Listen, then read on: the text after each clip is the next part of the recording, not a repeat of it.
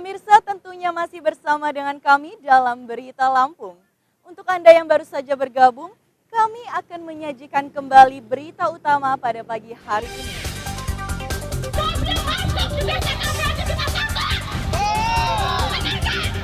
Lahan dipatok seorang jaksa, puluhan warga desa Malangsari, Lampung Selatan berunjuk rasa di kantor Kejati tuntut berantas mafia tanah.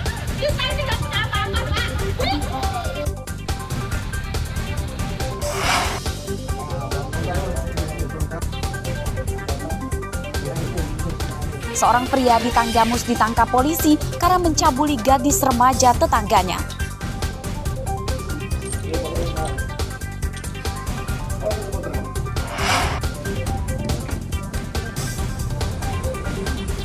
Warga Kecamatan Lumbok, Seminung, Lampung Barat bertaruh nyawa saat melintasi jalan rusak di daerahnya.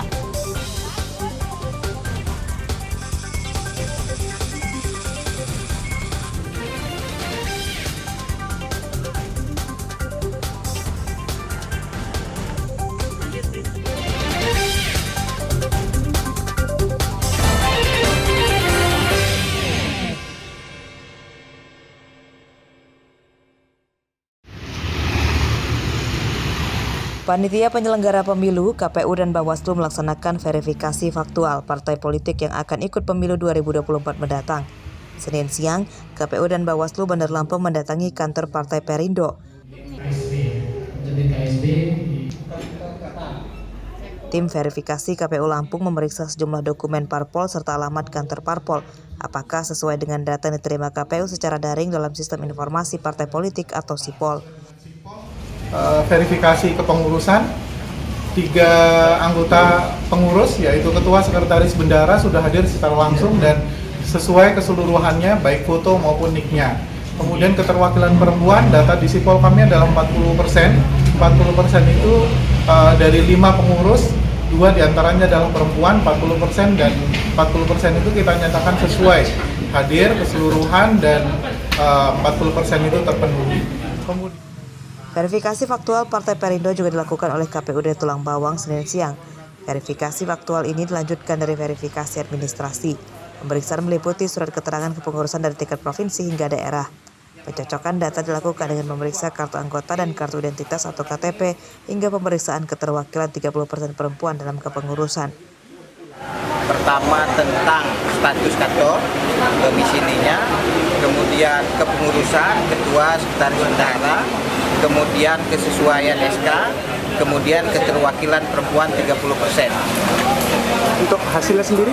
Untuk hasilnya sementara di dalam lembar kerja kami melakukan checklist sesuai dengan fakta yang ada. Hasilnya masing-masing dari lembar kerja itu memenuhi syarat. Bawaslu dan Lembaga Independen Pemantau Pemilu juga ikut dalam proses verifikasi.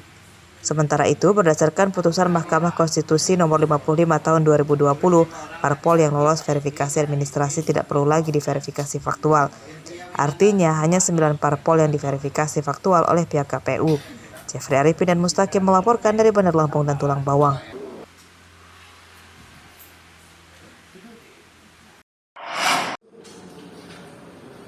Nah, ini elemen sukses pemilu Bapak Ibu. Sejumlah organisasi masyarakat dan media di Lampung Selatan ikut ambil bagian dan berpartisipasi aktif dalam mengawal dan mengawasi pemilu serentak 2024. Ini supaya proses demokrasi sesuai harapan masyarakat. Pengawasan dimulai jelang verifikasi faktual partai politik pemilu 2024. Perwakilan ormas dan media menandatangani komitmen bersama dalam rapat yang digelar pihak Badan Pengawas Pemilu atau Bawaslu Lampung Selatan di Kalianda. Bawaslu menggandeng media karena perannya yang besar untuk mengawal pemilu yang jujur dan adil. Kerjasama berbagai pihak diharapkan bisa mengawasi proses pemilu dari tahap awal hingga akhir. Kita mengajak masyarakat termasuk media untuk terlibat aktif dalam pengawasan partisipatif. Kita sadar bahwa media ini punya peran penting dalam mengawal demokrasi, terutama pemilu 2024. Dengan keberadaan media, kita berkomitmen mengawal demokrasi, berharap ke depan pemilu dan pilkada 2024 bisa terlaksana dengan jujur, adil, dan bersih.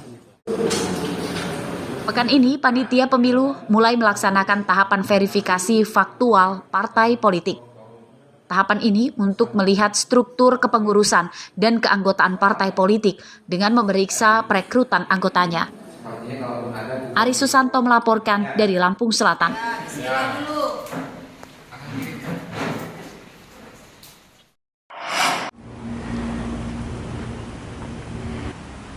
Dugaan pemutusan sepihak sambungan listrik 2 warga di Kelurahan Waikandis, Kecamatan Tanjung Senang, Bandar Lampung, dibantah oleh manajer Humas PLN Lampung Dharma Saputra pada Senin siang. Menurutnya, meteran kedua warga itu tidak terdaftar secara resmi sebagai pelanggan karena alamatnya tidak sesuai dengan identitas pemohon pelanggan.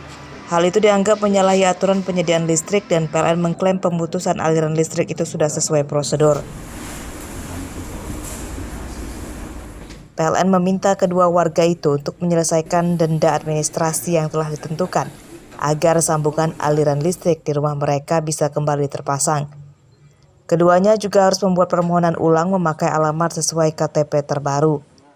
Pelanggaran tersebut ditemukan fakta di lapangan setelah diperiksa ditemukan fakta di lapangan antara ID pelanggan dengan kedudukan itu tidak sesuai.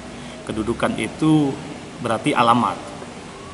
Jadi kalau kita ingin melakukan pendaftaran pasang baru, tentu semua berdasarkan KTP pelanggan, calon pelanggan, KTP calon pelanggan. Sebelumnya diberitakan sambungan listrik 2 warga itu terkena razia petugas PLN atau P2TL setelah 8 tahun terpasang. Keduanya adalah Jumanto dan Subur Rahmat. Bukan karena mereka menunggak membayar listrik, namun divonis meteran listrik di rumahnya tidak sesuai dengan alamat KTP. Padahal pendaftarannya resmi dan pemasangan meteran listrik dilakukan oleh petugas PLN. Kesalahan petugas PLN itu merugikan konsumen karena dendanya dibebankan ke konsumen. Robi Laste melaporkan dari Bandar Lampung.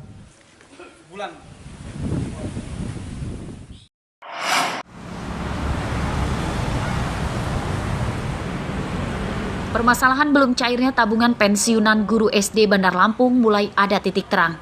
Senin siang, Ketua Koperasi Betik Gawi, Joko Purwanto, berjanji akan segera membayarkan tabungan pensiunan guru tersebut.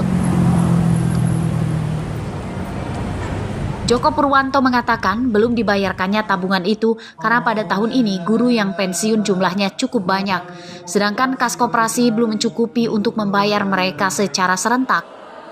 Uang guru yang masuk koperasi sebagian besar diinvestasikan ke berbagai jenis usaha, namun sebagian belum kembali. Kita kecil sekali. Merapatkan itu dengan pengurus-pengurus yang ada, dan kita sudah buat tim sekelas ini, dan kami mau rapat lagi. Jadi usaha ini tidak ada kaitannya dengan pemerintah kota Bandar Lampung. Jadi ini urusannya urusan koperasi Betik Gawi dengan Peserta Koperasi Betik Gawi lebih dari 1.000 orang. Permasalahan di Koperasi Betik Gawi mencuat setelah puluhan pensiunan guru mengadu ke seorang pengacara karena tabungan mereka tidak kunjung dibayarkan. Presiden Republik Indonesia. Kerugian para pensiunan guru ini puluhan juta rupiah per orang. Tabungan berasal dari iuran wajib pemotongan gaji guru setiap bulan sebesar Rp175.000 per orang saat mereka masih aktif mengajar. Seluruh guru SD diwajibkan jadi peserta Koperasi Betik Gawi, besutan Dinas Pendidikan, dan dilarang berhenti sebagai peserta sebelum pensiun. Jeffrey Arifin melaporkan dari Bandar Lampung. Kita di sini oretannya ya, Nak ya. Oke.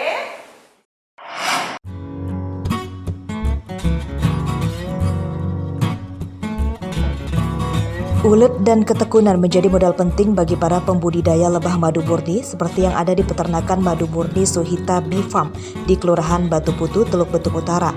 Alam yang asri menjadi pengembangan budidaya lebah madu murni.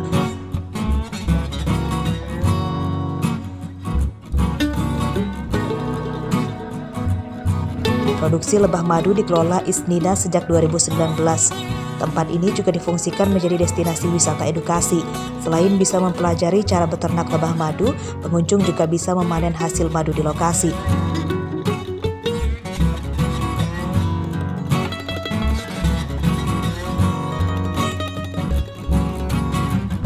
Para pengunjung dapat mengetahui bagaimana keseruan memanen madu langsung dari sarangnya.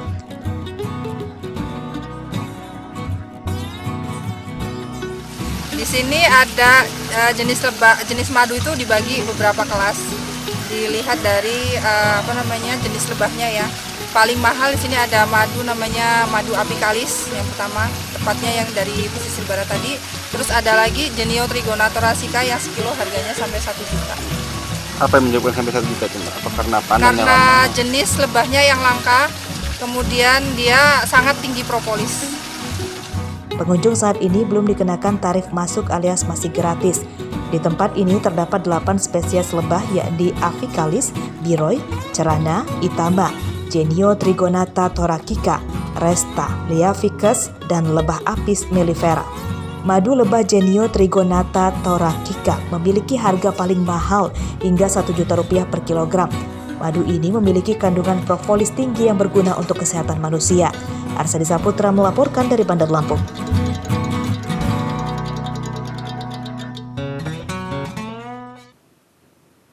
Pemirsa, informasi tadi sekaligus menutup perjumpaan kita pada pagi hari ini. Saya Fikarana dan seluruh tim redaksi pamit undur diri. Selamat beraktivitas dan sampai jumpa.